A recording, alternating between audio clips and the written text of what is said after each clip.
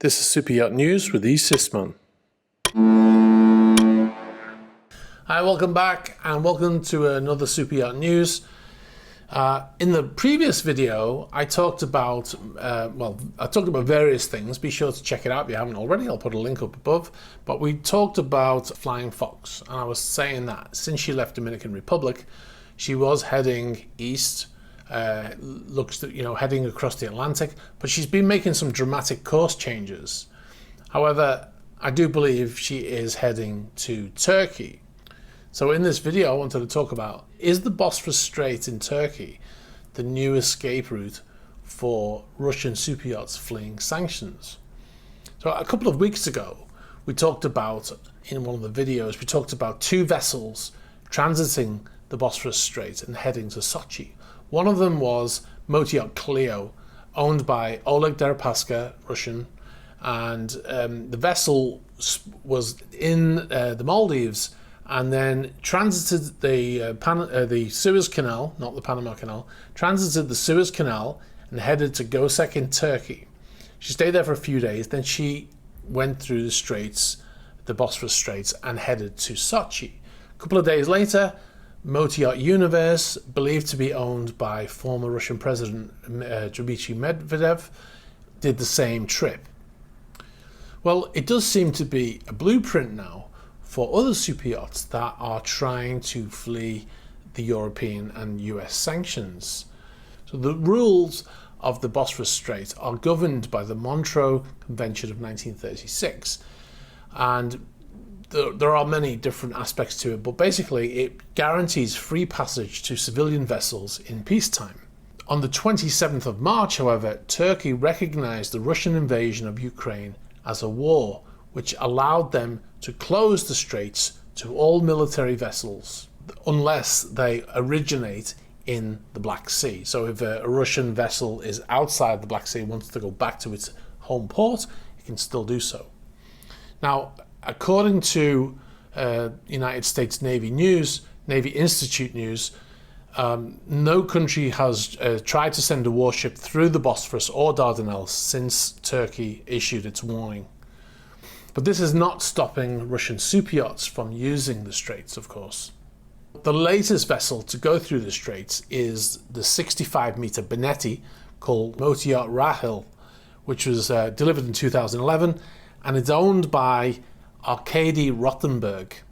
This photo that you're seeing on screen right now is by Yurik Isaac from Twitter, and actually showing the vessel passing through the straits, I believe, yesterday. So Rothenberg is a close childhood friend of Vladimir Putin, and he's a former judo partner, and he also claims to own the property in Russia, which was exposed by the Navalny team and is now known as Putin's Palace. Now, he claims he owns this property, although he's not provided any financial documentation to say that he actually had it built. He said he bought it 2 years ago. He also is alleged to have laundered about £60 million through Barclays Bank in the UK, according to the BBC, in leaked papers in 2020 in a money laundering scheme. So yeah, that vessel's just passed through the straits.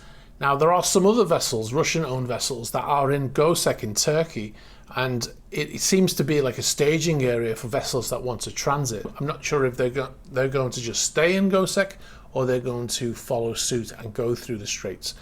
One of the vessels is Grand Russalina, which is a 60-meter or 196-foot boat built by Trinity Yachts and owned by Russian Rustam Teragulov. This vessel is in Turkey, in Gosek right now. It does seem to be a place where these yachts are gathering. You can see on this on this map here on marine traffic, if I click on Grand Russalina, and then if I click on the vessel next to it on its left, on its port side, it's Yacht Romea. This is also a Russian-owned vessel. And then if I click on the vessel on the other side, you have Anastasia K, which is believed to be owned by a Ukrainian billionaire. And then if I just go down a couple of miles, you'll see, if I click on this one here, you can see it says Eclipse. This is, yes, none other than Roman Abramovich's massive 160 plus meter super yacht Eclipse, which was in Marmaris until recently.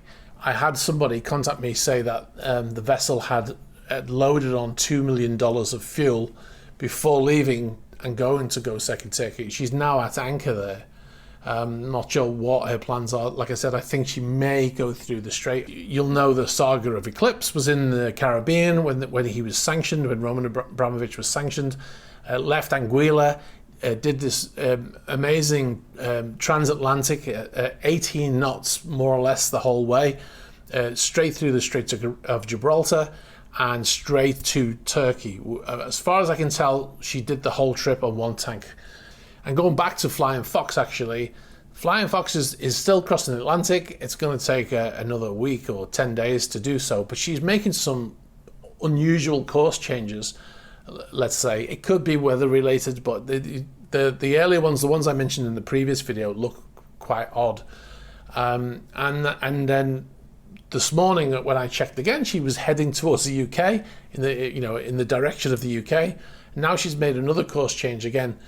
Anyway, we'll find out in about a week where she's heading, but I'm pretty confident she's heading to Gibraltar, to the Straits of Gibraltar, and then on from there we'll have to wait and see. Anyway, guys, that's all I've got for tonight. If you have any information for me, please send it through the usual methods, the About page on the YouTube channel, or you can send it through Facebook Messenger. All right, guys, thanks very much for watching. Thank you again for all the people who've subscribed and contributed. And please keep it up. All right, don't forget to subscribe if you haven't already, and click on the bell and all that stuff. All right, guys, thanks very much for watching, and I'll catch up with you soon. Bye-bye.